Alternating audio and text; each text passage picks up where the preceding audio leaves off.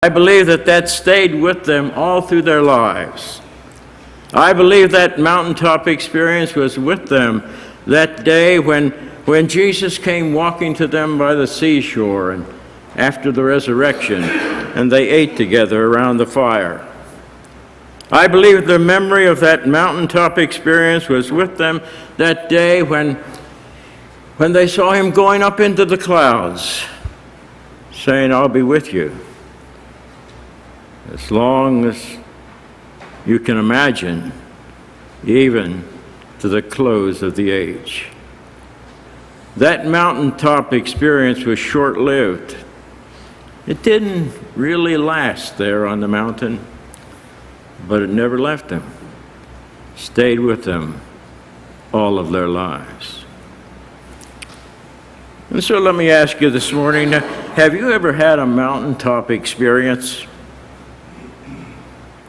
I have a notion that you have.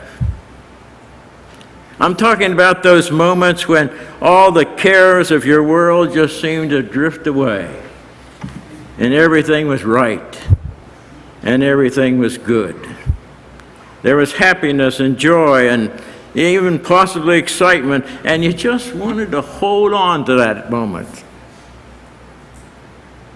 as long as you lived. It could have been that time when that one you love said they loved you too. You'll never forget that moment. It may have been that occasion when you came down the aisle of church and you spoke those words, "For better, for worse, for richer, for poorer, in sickness and in death, as long as we both shall live," and had those words spoken to you. For some of us, that happened a long time ago. For some of us, not so long. Some say that doesn't mean anything anymore, but I think it does. Those were mountaintop experiences. They only lasted a moment, a few moments, but they've stayed with us all of our lives. On the other hand, it could have been one of those occasions when you had spent days anxious, worried, wonder what the future was going to hold for you, and then the lab reports came, the CAT scan reports were delivered, and you were told everything's going to be just fine. You don't have anything to worry about. Oh, what freedom, what joy you felt at that moment. You should have praised God for it, for that moment on the mountain. And then on the other hand, sometimes those mountaintop experiences aren't times of joy. They might even be times of sadness and concern. But they were times when in the midst of sadness, in the midst of grief, you felt God's presence with you in a very real way. And you knew that no matter what, everything was going to be just fine. Those are all mountaintop experiences. In a way, they don't last long, but yet they remain with us all of our lives. Horatio Stafford was a successful and wealthy businessman in Chicago. And then the Great Chicago Fire of 1871 destroyed everything that he owned and left him financially destitute. Not too long after that, his 4 daughters were coming back to Europe. And the ship that they were on sank, and all 4 daughters were lost.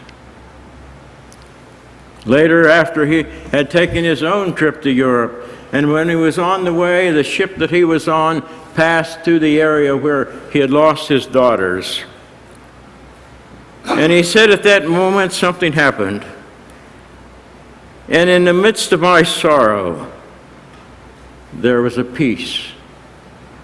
And he went to his cabin and wrote those words, when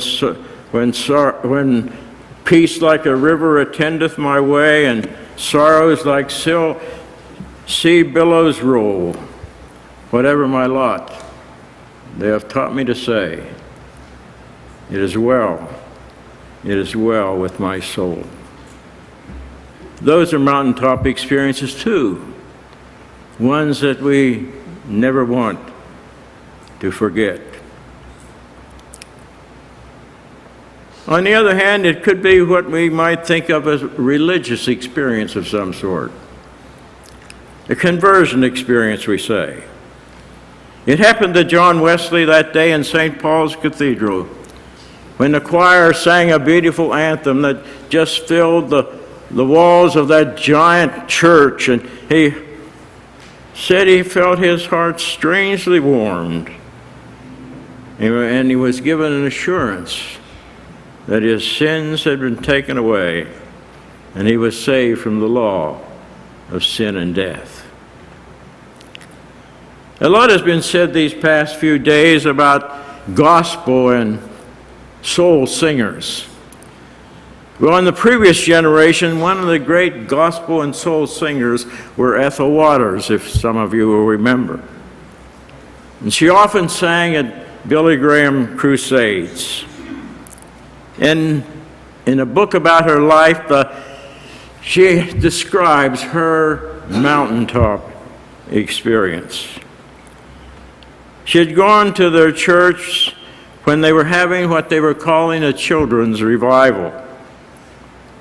And there was a fiery preacher there who would give the invitation each night and say, "Come on, little children, come and be forgiven of your sins." And she said one by one, members of her gang that was with her would go down front and kneel at the mourner's bench and later speak of their experience. One night she went. She didn't feel a thing. Nothing happened.